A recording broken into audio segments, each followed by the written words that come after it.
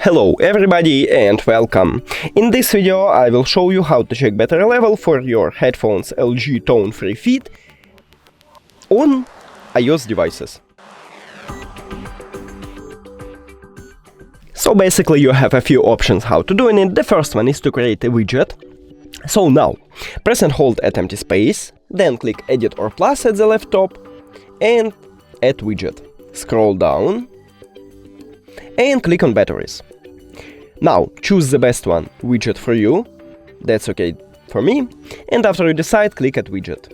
So you can check a battery level right here anytime, but make sure that your headphones is connected to your phone and of course turn on. Now the second option is to use an application.